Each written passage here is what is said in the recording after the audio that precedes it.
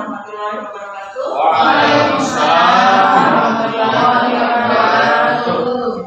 Yang saya hormati Bapak Guru SMK Negeri 1 Jogat. Yang saya hormati pula bapak-bapak yang berasal dari sekolah lain. Terima kasih atas kesempatannya menghadiri kegiatan saya dalam pembebasan membangun budaya positif di sekolah saya, yaitu SMK Negeri 1 Jogat. Saya adalah calon guru penggerak angkatan 7 Kabupaten Lombok Tengah.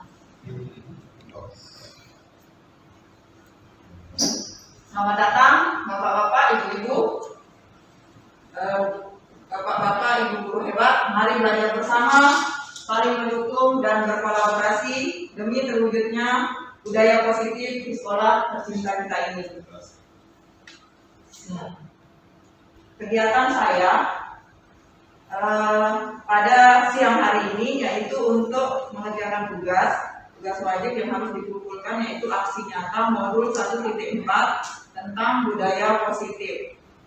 Di sana ada fasilitator saya, pengajar praktik, dan saya sendiri sebagai calon guru penggerak Kabupaten Lombok Tengah angkatan 7 tahun 2022.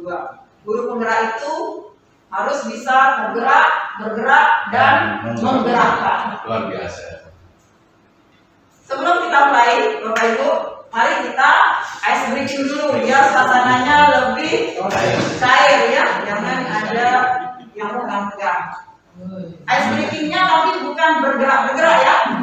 Jadi sekarang ice breaking saya adalah tebak gambar. Oke. Silakan, nanti rulesnya di sini adalah Bapak Ibu menebak. Saya akan menanyakan satu gambar, ada 3 gambar, tapi satu-satu dulu, satu gambar Bapak Ibu akan menebak selama 10 detik. Jadi ditebak, nanti setelah itu akan keluar jawabannya. Jadi siapa yang bisa menjawab silakan unjuk tangan. Jangan semua menjawab ya. Siapa yang bisa silakan angkat tangan jawab. Oke, sudah siap Bapak Ibu? Siap. Gambar apakah ini? Hadiahnya mobil. Ya, cantik. Kecapi. Iya, terima kasih. Apa itu kecapi? Alat musik. Oh, Alat musik kecapi. tanaman bunga ini adalah buah-buahan. Ya, rasanya apa? Sentul. Ini kan sekarang itu namanya kecapi. Bahasa Indonesia juga saya baru tahu. Ya, kecapi namanya. Kebetulan saya sebagai guru agribisnis tanaman di sini, saya akan itu Bu Yuyu ya, terima kasih kepada Bu Yuyu sudah bisa membuat. Bapak Ibu siap-siap untuk gambar kedua. Angkat tangan. Silakan angkat tangan. Orang angkat tangan, yang bisa silakan menjawab. Yang lain.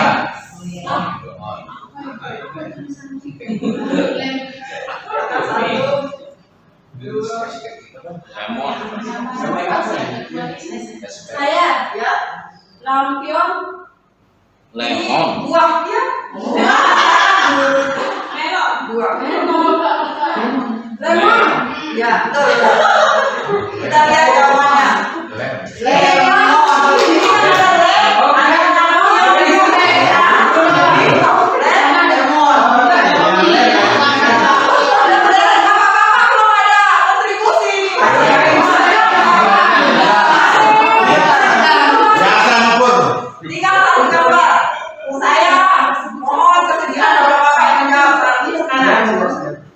Silakan bapak-bapak, ini masih tentang buah-buahan. Satu lagi. Bapak-bapak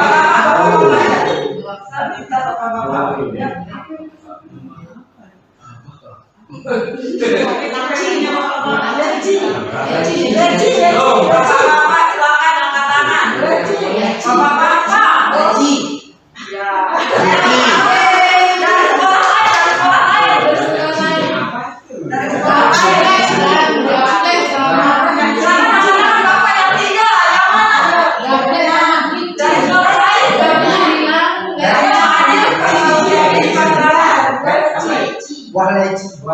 Baik. Kita lihat jawabannya betul ya. Ah. Belakangnya dihapus B-nya, terus tambah Bahasa kita itu apa leci ini? leci. Kalau gitu kita sebenarnya kita cukupkan sampai di sini dulu sementara. Kita kembali ke materi ya. Di sini pertanyaannya adalah, pernahkah Bapak Ibu mendengar tentang budaya positif? Apa itu makna dari budaya positif? Oh ya, sebelumnya tadi karena sudah menjawab pertanyaan dari SBK, saya akan memberikan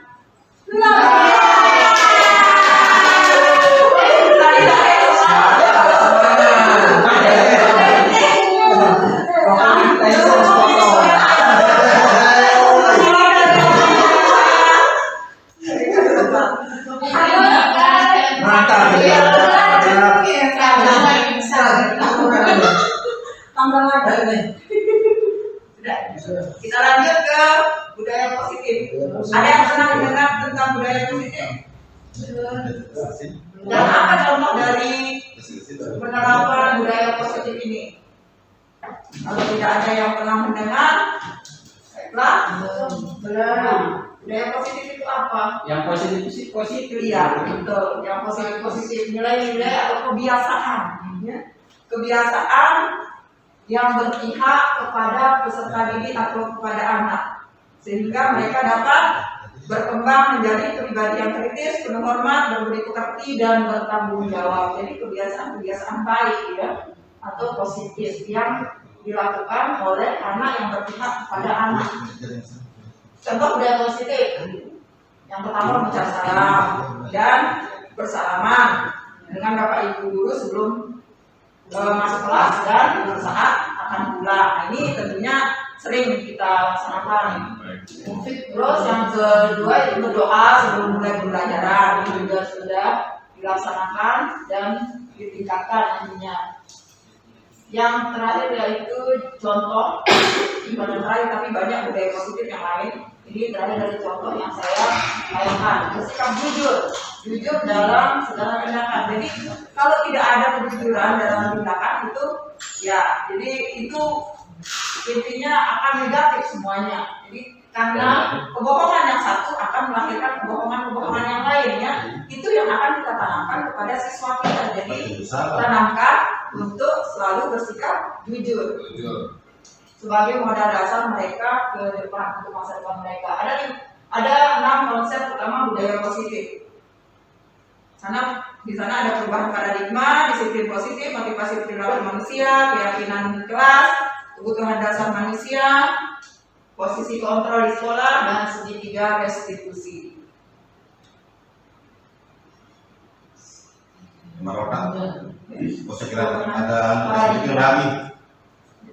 Perubahan paradigma. Apa itu perubahan paradigma? Jadi menurut filosofi dari KHD ini, kita harus merubah mindset kita terhadap siswa, terhadap anak. Jadi semua anak-anak itu terlahir dengan bakatnya masing-masing. Jadi anak-anak itu sudah dilahirkan dengan membawa bakatnya masing-masing. Ya, terus yang berbudi pekerti. Nah, kita akan menanamkan budi pekerti kepada anak. Tugas guru yaitu wajib menuntun bakat tersebut agar anak-anak tumbuh dengan selamat dan bahagia. Tugas guru menuntun atau mengarahkan, ya, kita arahkan siswa-siswi kita akan menuju bakat yang mereka miliki, ya. Apa saja bakatnya, jangan dipaksakan anak itu. Misalnya anak bakat di bidang seni, jangan dipaksakan belajar matematika yang mereka tidak pahami. Jadi guru itu hanya menuntun, mengarahkan agar siswa kita berkembang sesuai dengan bakat alami yang mereka miliki, sesuai dengan kodrat alam dan kodrat zamannya mereka. Jadi terus yang selanjutnya, guru ibarat petani, anak ibarat biji atau jagung. Nah, anak itu ibaratnya seperti petani yang menanam padi. Misalnya kita nanam padi, kita rawat dengan menggunakan perawatan jagung, tidak bisa tumbuh, nanti tidak akan bisa tumbuh berkembang padinya. Padi kan butuh banyak air, ya. Jadi kalau tidak diberikan banyak air, nanti dirawat seperti jagung, padinya maka akan rendah produktivitasnya. Sama seperti siswa juga, seperti itu siswa kita. Kalau kita tidak rawat dengan atau tidak kita arahkan, tidak kita tuntun sesuai kodratnya, maka siswa kita seperti padi tadi tidak akan dapat berproduksi atau tidak maksimal tentunya. Terus berpihak kepada anak. Nah, kita di sini kita ubah mindset kita, Bapak Ibu, di sekolah kita akan merubah mindset kita bagaimana kita akan berpihak kepada anak. Jadi misalnya anak-anak ya seperti saya, seperti saya yang pernah saya lakukan, setiap saya belajar, setiap pembelajaran saya di kelas, saya akan menanyakan kepada siswa-siswi saya, anak-anak hari ini kalian mau seperti apa? Atau saya bagikan lembaran kuesioner. Saya suruh menuliskan hari ini, how do you feel? Bagaimana perasaanmu? Bisa tanya perasaannya, apakah ada yang sedang galau, sedang bahagia atau apa? Nah, di situ saya melihat kalau anak-anak sedang banyak yang bahagia di situ, saya akan memberikan materi pelajaran. Jadi mereka akan menerima materi itu dengan senang. Tapi kalau banyak yang galau di situ, saya akan mengajak mereka belajar sambil bermain. Ya. Jadi harus berpihak kepada anak, apa yang diinginkan anak itu yang kita lakukan. Ubahlah mindset kita, jangan terlalu memaksakan anak. Anak tidak mau belajar, kita paksa belajar itu. Misalnya dia tidak suka dengan pelajaran itu, jangan. Tanyakan apa yang dia inginkan, apa yang ingin dia lakukan. Jadi kita mengikuti, tetapi tetap dikontrol, ya. Kita harus mengontrol, jangan diikuti lantas dilepas. Ya, itu bukan mindset yang baik atau bukan budaya positif yang baik kata anak. Lanjut, disiplin positif. Ya. Nah, ini di sini tidak ada tanpa kekerasan. Jadi tidak boleh dipaksa, dibenteng, dipukul anak-anak kalau tidak. Misalnya anak-anak di dalam kelas pada saat belajar tidur, jangan tempeleng, jangan dihukum dengan lari di lapangan, suruh lari 10 kali di lapangan, itu kekerasan, ya. Jadi tidak boleh lagi seperti itu cara kita mendidik siswa, ya. Jadi harus dituntun apa yang diinginkan siswa. Teori motivasi perilaku manusia ini berdasarkan teori motivasi dari si Abraham Maslow ini, bahwa kebutuhan relatif lebih tinggi maka individu itu akan semakin mampu mencapai individualitasnya, artinya lebih matang secara pribadinya. Ini teori motivasi. Ada kadang-kala kita termotivasi, misalnya datang tepat waktu. Motivasi apa? Motivasi Bapak Ibu apa untuk datang tepat waktu setiap hari ke sekolah? Kira-kira motivasinya apa? Nah, tidak dimarah oleh Bapak Kepala Sekolah, mungkin ya. Nah, terus motivasinya ingin mendapatkan penghargaan, ya. Itu namanya teori motivasi karena ada sesuatu atau ingin mendapatkan penghargaan, diakui, ya. Tapi yang lebih baik yaitu motivasi dari dalam diri sendiri. Kita betul-betul melaksanakan kedisiplinan itu karena kesadaran dari dalam diri kita sendiri. Jadi dimanapun kita berada dan siapapun pemimpin kita akan tetap disiplin. Kita akan tetap melakukan hal yang terbaik. Ya, teori motivasi. Jadi yang kalau bisa kita memotivasi memang betul-betul dari dalam diri kita sendiri untuk melakukan perbuatan baik itu. Manfaat disiplin positif yaitu yang bertanggung jawab, belajar bertanggung jawab. Yang kedua belajar menghargai waktu. Selanjutnya yaitu belajar menjadi seorang pemimpin. Dengan kita disiplin maka kita akan secara otomatis diri kita untuk menjadi seorang pemimpin. Lalu kita akan menjadi seorang pemimpin pembelajaran. Memang kita sebagai guru itu sebagai pemimpin pembelajaran di dalam kelas. Terus selanjutnya keyakinan kelas. Nah, ini keyakinan kelas ini tujuannya yaitu agar terciptanya tujuan pendidikan yang berorientasi kepada profil belajar Pancasila. Ada yang bisa menjawab, ada yang bisa atau yang tahu tentang profil belajar Pancasila? Silakan. Saya guru. Ya silakan Pak Sabur Yadi. Beriman Jangan dan sampai ya. takwa pada Tuhan Yang Maha Esa. Iya. Dan budi pekerti luhur. Nah, Kemudian yang kedua apa ya? Bergotong royong. Royong. Tiga, wawasan global, mandiri, kreatif, dan berkarakter berkritis ya. ada 6 ya. Nah, ini yang pertama beriman dan bertakwa kepada Tuhan Yang Maha Esa dan berakhlak mulia.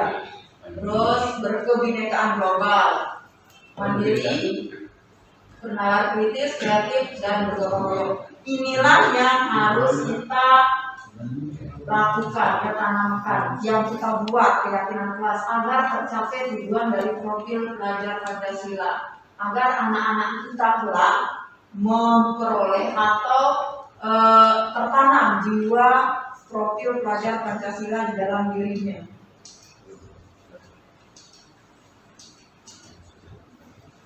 Kemudian keyakinan kelas menumbuhkan diri melakukan kebiasaan positif di sekolah ataupun di kelasnya, tanggung jawab kepada diri sendiri dan menghargai diri sendiri serta orang lain. Dengan membuat keyakinan kelas, maka dia akan bisa menghargai diri sendiri dan orang lain.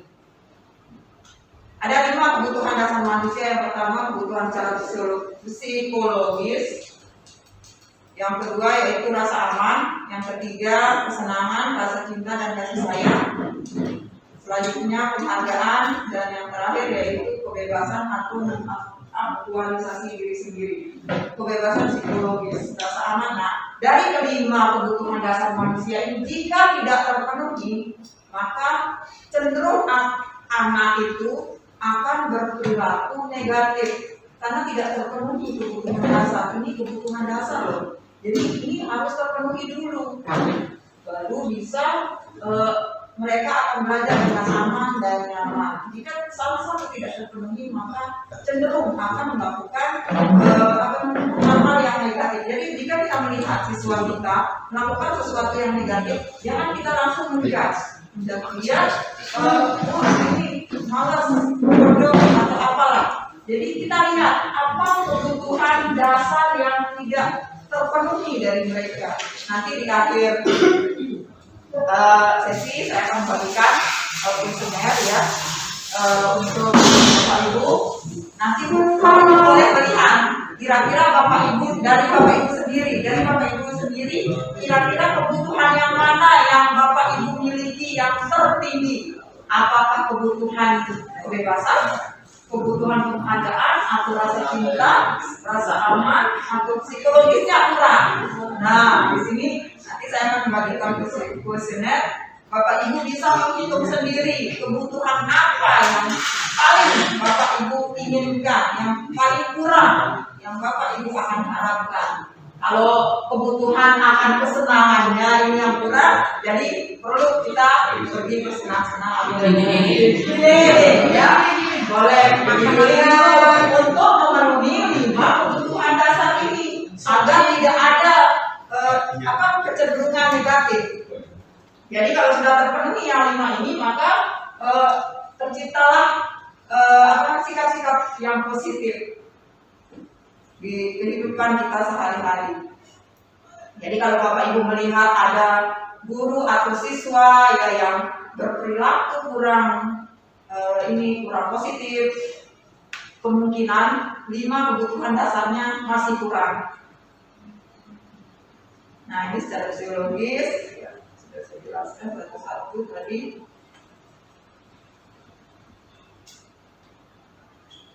Penghargaan seperti tadi, harus ada penghargaan dulu, baru mau datang tepat waktu anak-anak. Terus dihargai, misalnya kamu hebat, ternyata kamu bisa datang tepat waktu. Nah, kalau tidak ada yang memberikan penghargaan, maka tidak akan ada motivasi dalam diri mereka. Jadi yang perlu kita tumbuh kembangkan yaitu motivasi dari dalam diri mereka sendiri, bukan dari penghargaan, karena penghargaan ini bisa berdampak negatif juga kalau dilakukan secara terus menerus. Contohnya seperti tadi saya memberikan, misalnya saya memberikan hadiah. Nah, setiap saya bertanya, maka Bapak Ibu juga akan mengharapkan hadiah dari saya. Seperti itu ya. Mantap. Di siswa juga seperti itu. Kalau kita misalnya anak-anak melakukan suatu kebaikan, kita terus memberikan penghargaan secara terus menerus, maka mereka akan mengharapkan terus menerus. Mereka kok sekarang saya tidak dihargai, kok sekarang saya tidak diberikan hadiah. Nah, gitu ya. Terus kebebasan. Kalau merasa kebebasan ini kurang, jadi kita berilah kebebasan kepada siswa dulu. Apa yang mereka inginkan, apa yang mereka mau lakukan sebelum mereka belajar. 5 posisi kontrol guru di sekolah. Posisi penghukum, membuat orang merasa bersalah. Posisi teman, posisi pemantau, dan posisi manajer yang terakhir. Posisi penghukum ini walaupun dia nomor 1, tapi dia level terendah dari 5 posisi kontrol sebagai seorang guru. Jadi sebagai seorang guru sebaiknya kita menerapkan posisi manajer ini. Nah, ini ada praktik. Silakan Bapak Ibu tonton. Ada video di sini. Mari kita saksikan Bapak Ibu video kita hari ini tentang 5 posisi kontrol guru ya.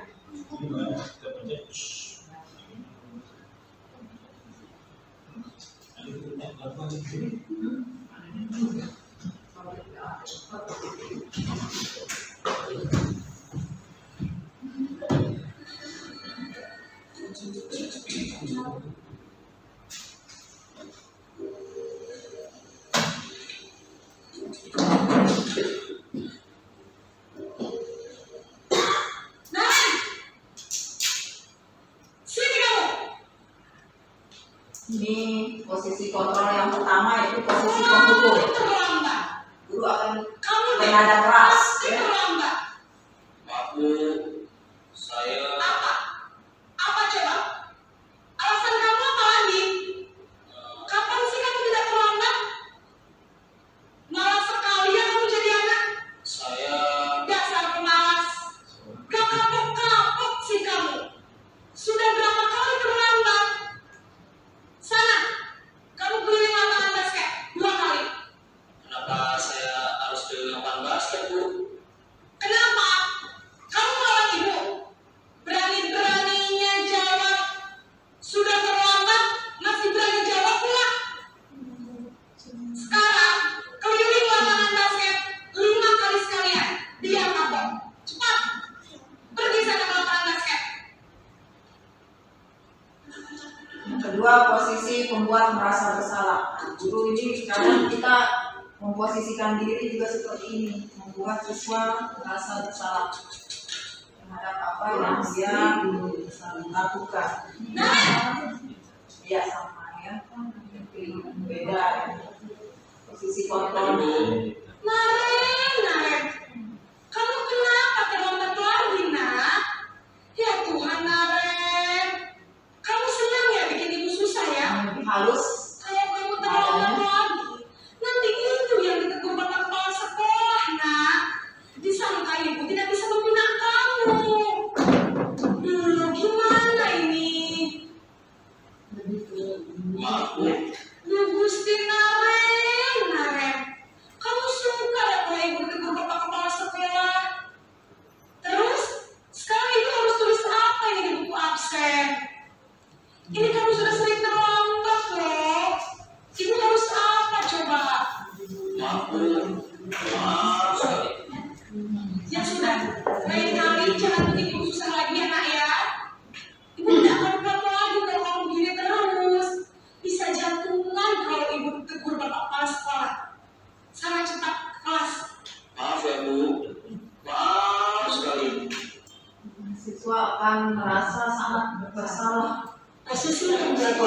sama berbicara dan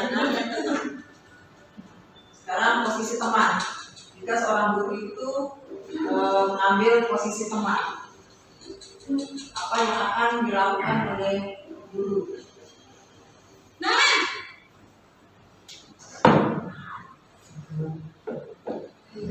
Bapak Ibu, wah, sudah jam berapa ini, Nak?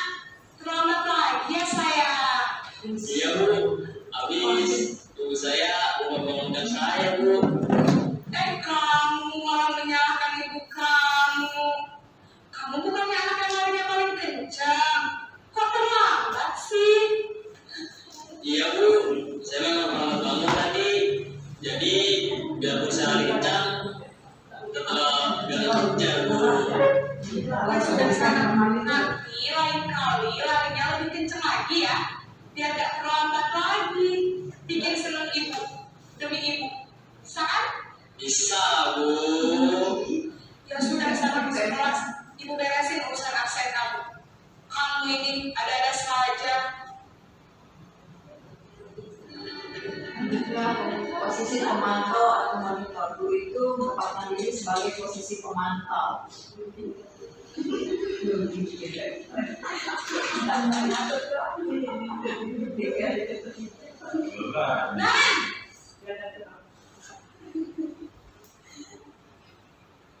Bapak Ibu, Nah, Ren, apa peraturan sekolah kita tentang jam berapa kita harus masuk sekolah, Nak? kita harus di sekolah jam 7 Bu. Iya, betul. Sekarang sudah jam 7.20. Nah, sudah tahu konsekuensinya jika terlambat hadir. Paham Bu, saya harus tinggal kelas pas jam istirahat selama 20 menit. Ya, benar. Konsekuensinya demikian.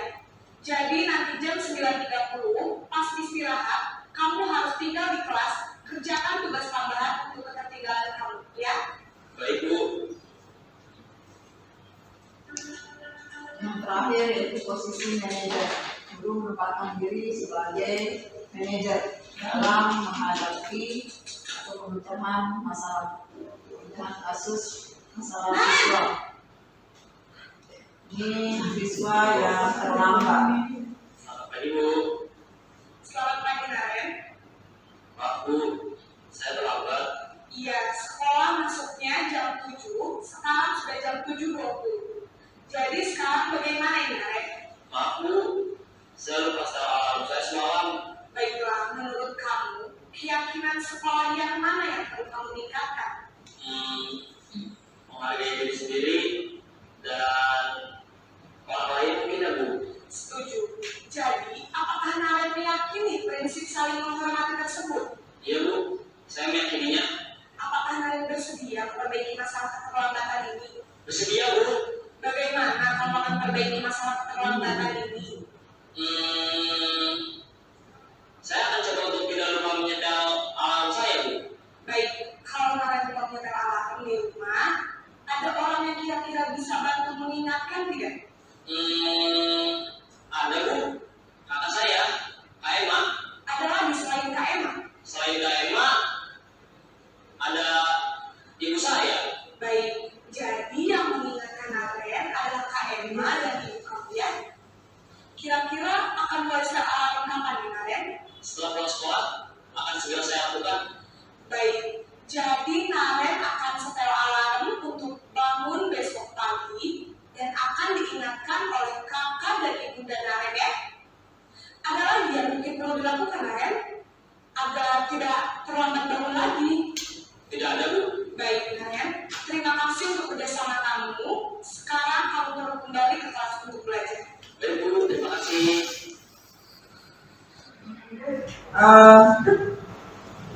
Jadi tadi Bapak Ibu sudah menyaksikan video 5 posisi kontrol guru. Kira-kira menurut Bapak Ibu dari 5 posisi kontrol ini posisi yang mana yang paling baik dan bisa diterapkan di sekolah? Mungkin yang terakhir ya, nomor 5. Posisi apa itu? Kenapa posisi manajer itu posisi paling baik menurut Bapak Ibu? Karena anak bebas berekspresi, kemudian dan Ya. satu lagi Ya.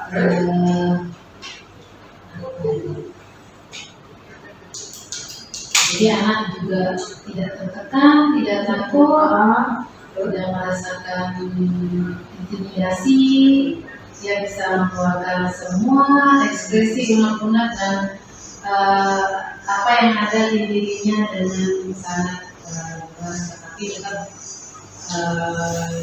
dalam hal yang seperti ini. Terima kasih, Bu Irin.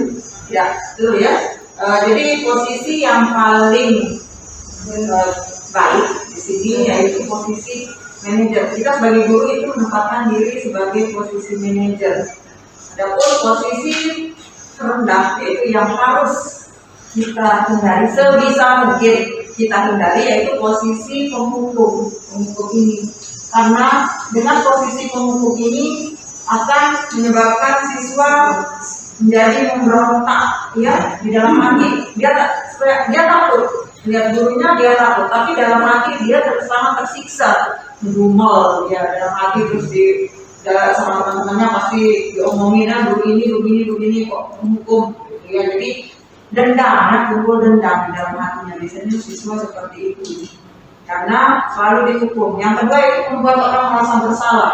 Posisi membuat merasa bersalah dengan seperti ini, dia tidak dendam siswa, akan tetapi dia tertekan karena membuat gurunya seperti bersalah karena perbuatannya dia.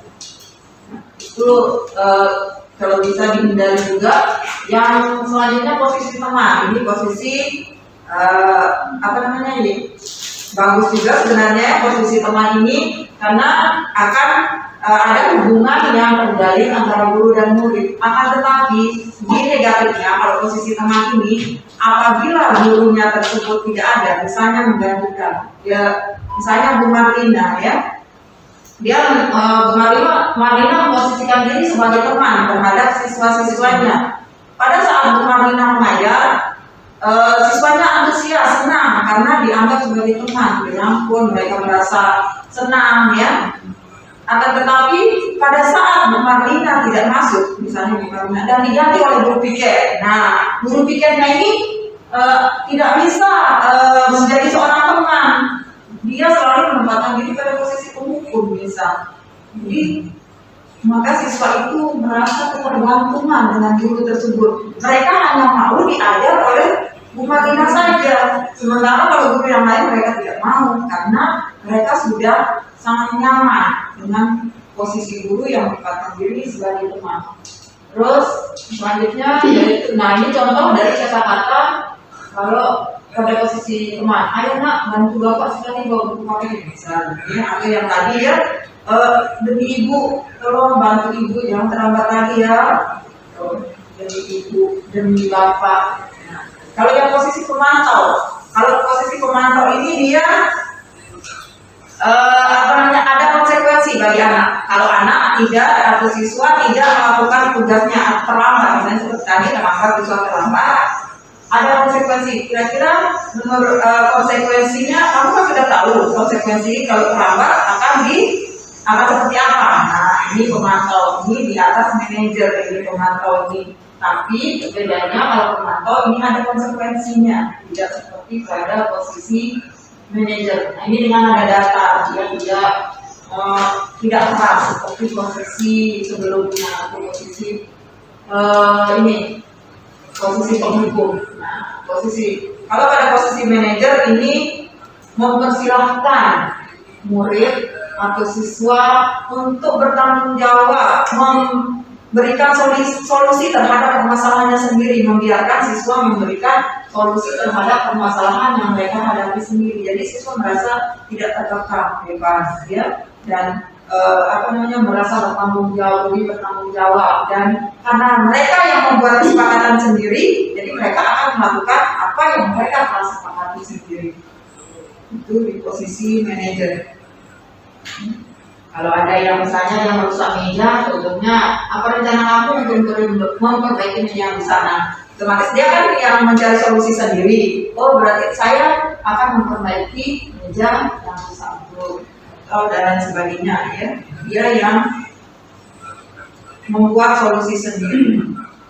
Selanjutnya itu ada namanya segitiga restitusi. Mungkin Bapak Ibu ada yang sudah mendengar dan ada yang belum sama sekali tahu apa itu segitiga restitusi.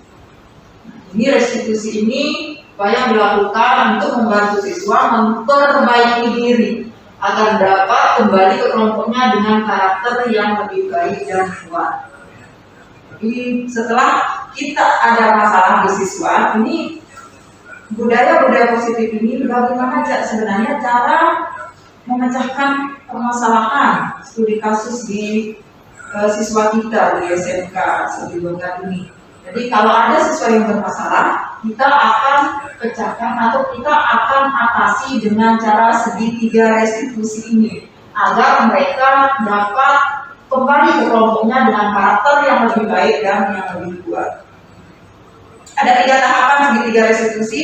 Yang pertama yaitu namanya menstabilkan identitas. Ini bertujuan merubah orang yang merasa gagal dan berbuat salah menjadi orang sukses. Dan kita sebagai guru harus mampu meyakinkan mereka ya. Contohnya, saya juga pernah melakukan hal yang salah seperti kesalahan. Nah ini kita stabilkan dulu identitasnya. Misalnya kayak tadi melambat siswa, kita stabilkan dulu identitasnya. Tenangkan, maksudnya ya ditenangkan siswanya itu. Tenangkan dia dulu. Kemudian kita mengambil tindakan yang kedua yaitu validasi tindakan yang salah. Setelah dia tenang, sudah berpikir jernih, baru kita memvalidasi tindakan mereka yang salah. Kesalahannya apa gitu kan? Terlambat seperti tadi. Jadi dia tahu kesalahannya apa. Oh, maaf Bu, saya datang terlambat. Mereka sadar sendiri. Mereka datang terlambat. Nah, kita tanyakan, nak, kamu pasti punya alasan kenapa kamu datang terlambat. Jadi itu yang jangan serta-merta langsung kenapa kamu datang terlambat? Kamu keliling lapangan 10 kali. Nah, itu namanya posisi menghukum ya. Yang selanjutnya yaitu menanyakan keyakinan. Ini dari segitiga restitusi yang terakhir yaitu setelah kita yang pertama tadi menstabilkan identitas, selanjutnya validasi tindakan yang salah. Selanjutnya yaitu yang terakhir kita ambil yaitu menanyakan keyakinan. Karena kan tadi sudah saya jelaskan, sebelumnya kita buat dulu kesepakatan kelas atau keyakinan kelas. Sebelum kita masuk ke dalam kelas, kita buat keyakinan kelas. Bagikan siswa selembaran atau apalah atau ditanya langsung boleh.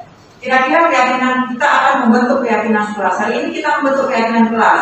Silakan anak-anak kalian tuliskan apa yang ingin kalian yang menjadi peraturan atau keyakinan kelas untuk kita sepakati bersama. Contohnya, buanglah sampah pada tempatnya. Nah, itu keyakinan kelas pertama. Nanti dituliskan, bisa ditempelkan.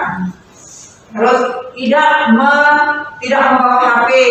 Nah, boleh itu. Atau jangan tidak ribut di dalam kelas pada saat pembelajaran dan lain sebagainya. Contoh ya, itu keyakinan kelas itu kita buat dulu. Setelah keyakinan tidak datang terlambat, itu termasuk seperti tadi keyakinan kelas. Nah, jadi jika ada siswa yang melanggar dari keyakinan kelas yang sudah kita buat, langkah terakhir itu setelah tadi yang dua itu kita akan menanyakan keyakinan yang mereka buat sendiri. Jadi yang mereka buat itu keyakinan kelas yang mana yang kamu tidak ikuti. Nah, bisa kita tanya itu, saya terlambat, itu saya datang terlambat. Nah, itu kan tidak terlambat datang ke sekolah itu keyakinan kelas yang sudah disepakati. Nah, kira kamu masih ingat tentang berapa? Boleh ditanya seperti itu dalam kelasnya. Ada yang bisa menjawab apa perbedaan antara hukuman, konsekuensi, dan restitusi dari penjelasan saya yang tadi?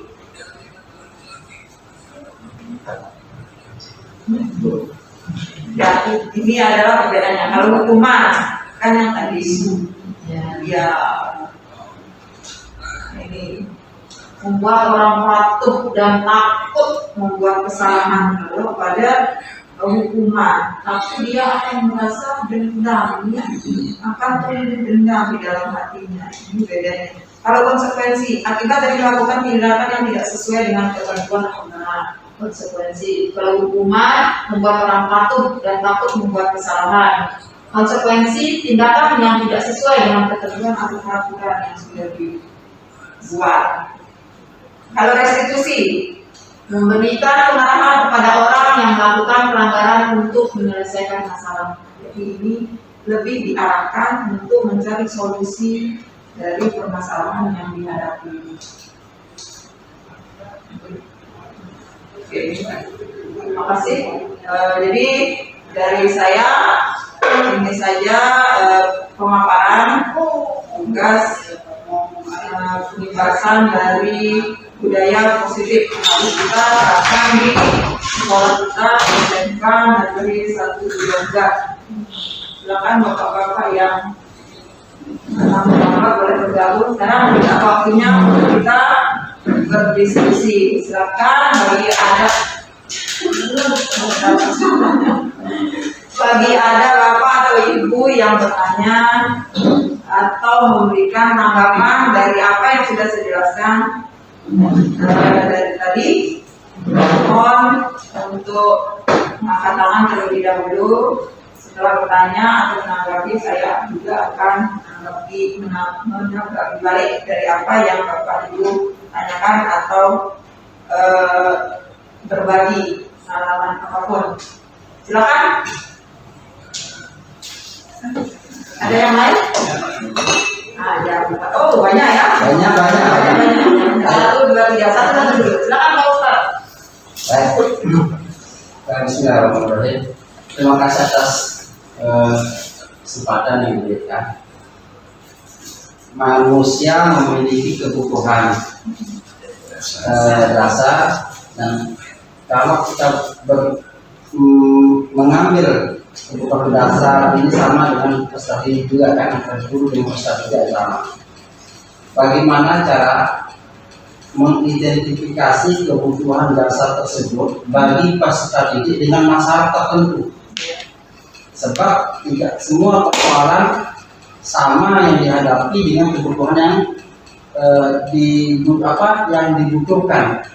Yang pertama, yang kedua, apakah langkah-langkah yang posisi kontrol dalam seorang guru harus mengambil posisi manajer untuk menyelesaikan masalah, atau langkah-langkah yang dilalui itu harus dilakoni dulu gitu. Misalkan dari pemukul, menyadarkan, merasa bersalah, berteman, pemantau, baru pada posisi manajer, atau langsung kita mengusahakan diri supaya berkarakter sebagai pendidik yang memiliki kontrol manajer. Terima kasih. Saya langsung jawab dulu atau sekalian nanti sekalian. Siapa lagi? Biar siapa tahu nanti bisa sama jawabannya. Silakan Bu Linda. Siapa lagi yang bertanya? Tanya atau menanggapi? Linda mau menanggapi. Silakan mau menanggapi atau bertanya boleh. Saya mau menanggapi aja ya. Oh iya. Mengenai budaya positif. Sebelum saya belajar di sini, dulu saya pernah belajar di tingkat yang lebih bawah. Saya di SMP, dan ternyata budaya positif itu di setiap lingkungan dan negara memang berbeda. Setelah saya sampai di sini, saya merasa budaya positif itu kita terapkan di sini lumayan bisa. Tetapi ada juga di beberapa tempat yang bisa langsung dilaksanakan meskipun tidak di tingkat yang lebih tinggi seperti di SMK.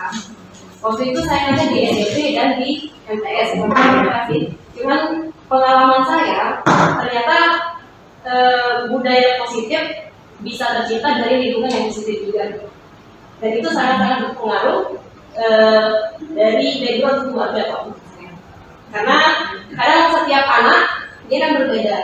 Dari tadi kan setelah lahir dia sudah punya perilaku itu, jadi benar-benar berpengaruh dari lingkungan keluarga. Dan mengenai budaya positif tadi, saya pernah coba tentang kesepakatan. Sebelum ini ada, saya pernah coba kesepakatan di kelas, dan ada beberapa kesepakatan yang sudah saya sepakati dengan siswa saya. Dan ternyata setelah ada kesepakatan, pembelajaran lebih aktif dan berlangsung lebih efektif. Tapi ada beberapa juga yang tidak menaati kesepakatan itu. Nah, di posisi ini, apakah bisa kita lakukan kontrol tadi? Kan tadi ada 5 kontrol. Bisa nggak kita berubah dari kontrol 5 misalnya tadi, kontrol belajar, berubah ke posisi menghukum? Kalau seandainya di beberapa kesepakatan itu sudah ada kesepakatan tapi ternyata dilakukan, bisa nggak? Terima kasih. Yurina, saja dua dulu ya, saya tanggapi. Terima kasih, pertanyaannya sangat bagus dan tanggapannya. Untuk Pak Ustadz Mersan, tadi menanyakan tentang 5 kebutuhan dasar manusia, bagaimana cara mengidentifikasi ya, bagaimana cara mengidentifikasi apabila siswa atau siapapun itu kurang dalam 5 kebutuhan dasarnya, misalnya kurang dalam hal kesenangan seperti tadi ya, mungkin tadi bapak seperti sholat jadi tidak mendengar tadi penjelasan saya. Jadi kebutuhan dasar ini nanti saya akan bagikan kuesionernya bagaimana cara mengidentifikasi. Bapak-bapak sendiri pun bisa mengidentifikasi 5 kebutuhan dasar apa yang kurang dari bapak ibu. Nah, ini bisa, kuesioner ini juga bisa diberikan kepada siswa nantinya, kira-kira yang bagian yang mana mereka kurang. Nah, itulah yang akan kita kalau sudah ketemu berarti ternyata siswa ini kurang bebas. Nah, bagaimana cara kita memberikan atau mencari solusinya jika mereka kurang dalam hal ini. Nah, jadi ada nanti kuesionernya akan saya bagikan di akhir. Karena saya belum printnya, sebenarnya mau saya bagikan tapi belum saya print. Di sesi akhir saya akan bagikan, jadi bapak-bapak bisa menentukan. Nah, itu untuk pertanyaannya Pak Ustadz. Terus yang kedua yaitu tadi apakah 5 posisi kontrol, sama pertanyaannya 5 posisi kontrol. Apakah 5 posisi kontrol itu bisa dibolak-balik? Bisa, misalnya manajer jadi penghukum atau jadi teman dan lain sebagainya pun merasa bersalah, bisa ya, tergantung situasi dan kondisi ya, Pak. Jadi misal ada siswa kita tiba-tiba datang bawa parang ya, mau berkelahi ya, atau sedang berkelahi, tidak bisa kita langsung memposisikan diri sebagai manajer dalam kata langsung tapi dia nggak bisa ya, harus kita sigap ya untuk menerai dulu. Nah, baru di sana setelah kita setelah kita stabilkan dulu itu, nah baru kita bisa menempatkan diri sebagai posisi manajer itu. Jadi tergantung situasi dan kondisi. Jadi sebenarnya bisa, posisi itu bisa saja. Akan tetapi posisi kontrol ini dianjurkan kita menggunakan setiap pemecahan permasalahan itu menggunakan posisi manajer. Kenapa? Karena posisi manajer itu tidak membuat anak merasa tidak terkekang, tidak merasa dendam. Nah, jadi seperti yang disampaikan Bu Yuyun tadi, posisi manajer itu bisa membuat anak merasa rileks dan tidak merasa diintimidasi ya gitu. Jadi kalau posisi penghukum terus-terusan kita pakai, ya ini guru ini kok menghukum saya setiap kali saya melakukan kesalahan, kenapa saya selalu dihukum? Mereka mungkin tahu salah mereka ya, saya datang terlambat atau apa, saya tidur di kelas, tapi aku tidak ada cara lain. Nah, jadi itu akan kita posisikan 5 posisi kontrol itu bisa dibolak-balik ya, atau sesuai dengan kondisi pada saat itu. Oke, ada lagi yang lain? Bukan Bu Marlina? Terima kasih atas waktu yang diberikan. Kebetulan saya adalah salah seorang wali kelas yang berbagi pengalaman bahwa sebelum saya mengikuti ada namanya restitusi ini di kelas, saya sudah menerapkan peraturan kelas mana yang boleh dan tidak boleh dilakukan di kelas. Tetapi kalau ada yang melanggar itu saya juga menerapkan sanksi yang harus diterima atau konsekuensinya. Si pemantau ya. Tadi saya lihat di restitusi ini tidak ada hukuman untuk anak didik misalnya yang melanggar peraturan tadi. Nah, jadi kalau misalnya saya melanggar tadi ada peraturan kemudian ada sanksi, apakah dia termasuk ke dalam 3 restitusi yang tadi? Itu saja. Ada lagi? Yang lain? Nah, terima kasih Bu Marina atas pertanyaannya bagus sekali. Sebelumnya sudah pernah menerapkan. Jadi guru-guru di sini alhamdulillah walaupun ini belum tersosialisasi sudah banyak yang menerapkan. Sudah banyak yang menerapkan. Jadi mungkin kalau di sekolah kita ini sepertinya lebih cepat ya menerapkan budaya positif yang ada di sini karena sudah sebagian besar menerapkan budaya positif di sekolah kita. Semoga dengan ini bisa lebih ditingkatkan, berarti akan lebih ditingkatkan karena sudah diterapkan, jadi kita akan lebih meningkatkan lagi segitiga restitusi dalam pemecahan masalah. Bu Marina tadi bilang ini sudah dilakukan, akan tetapi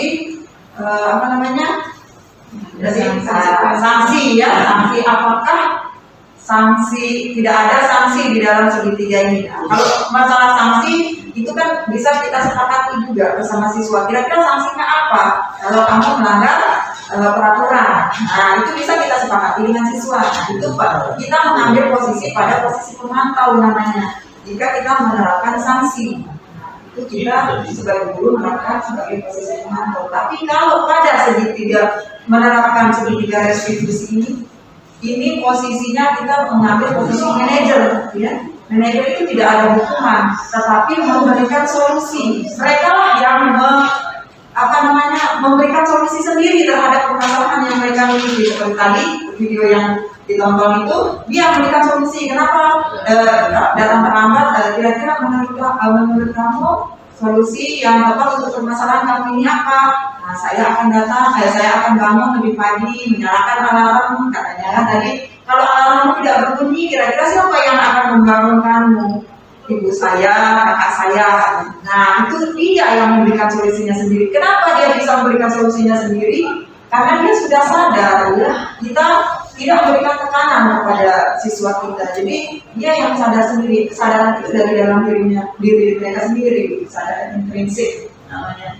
Nah itu ya, ada lagi yang bertanya? Kalau tidak ada, sebelum kita mengakhiri pertemuan kita pada siang hari ini, saya akan merefleksikan. Saya minta atau saya mohon kepada salah satu orang guru untuk merefleksikan apa yang sudah saya sampaikan tentang budaya positif tadi. Silakan dari Bu Marina mungkin bisa merefleksikan atau Bu Nano bisa dari awal ya direfleksikan dari awal ya apa saja yang ditangkap dari budaya positif yang saya sampaikan. Review ya, silakan Bu Marina. Terima kasih, saya coba untuk merefleksikan sedikit dari awal sampai tadi akhir presentasi. Di sini saya menangkap ada budaya positif, yaitu di mana ini akan lebih berpihak pada peserta didik. Di sana ada 5 kebutuhan dasar manusia, ada psikologis, rasa aman, kesenangan, penghargaan, dan kebebasan. Kemudian ada segitiga restitusi. Yang pertama itu menstabilkan identitas, kemudian validasi kesalahan, dan terakhir adalah menanyakan kepada peserta didik. Jadi nanti dia akan memberikan solusi sendiri atas permasalahan yang dihadapi. Dan juga ada 5 kontrol. Ya, yang pertama itu adalah mendukung, kemudian membuat rasa bersalah, yang ketiga adalah kita sebagai teman, kemudian yang keempat ada pemantau, dan yang terakhir adalah manajer. Mungkin itu saja yang bisa saya sampaikan. Terima kasih. Terima kasih banyak. Marina atas refleksinya. Jadi ya itu itulah tadi tentang budaya positif. Jadi mari kita bangun budaya positif yang ada di sekolah kita ya. Semoga budaya positif yang sudah ada, yang sudah terlaksana dengan baik bisa kita tingkatkan. Terima kasih. Assalamualaikum warahmatullahi wabarakatuh.